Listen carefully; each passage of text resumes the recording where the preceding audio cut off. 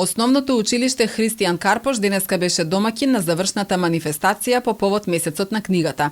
Традиционално организатор на настанот е јавната општинска установа библиотеката Тане Георгиевски.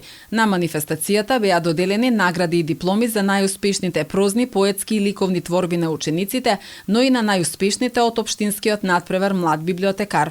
Годинава учесниците на конкурсот твореа на темата "Книгите се уникатно пренослива магија", информира директорката на библиотеката Христина Алексовска.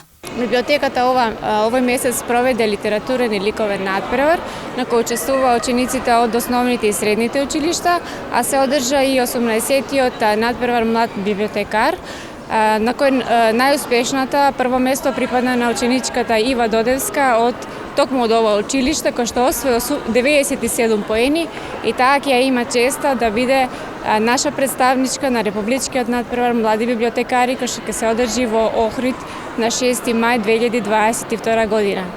На сите учесници им посакувам многу успех, да ја негуваат книгата и продолжат понатаму да творат. Имаше некаде околу 100 ученици пријавени, оние кои што се наградени ќе си добијат награди, на другите им посакуваме успех да творат и понатаму и се надевам дека ќе уживаат во оваа манифестација. Оваа година имавме една прекрасна тема, книгите се уникатна пренослива магија. Стигнаа прекрасни творби, така да им беше тешко на комисијата да изберат дел од тие творби, но сепак тоа мораше да се направи. Дипломи за најдобрите поетски творби од основните и средни училишта добија повеќе ученици, но првото место и припадна на осмооделенката Мила Ивановска од Крстем Исирков. Прво место освои и Илина Арсовска, ученичка во осмооделение во Кочорацин за најдобра прозна творба.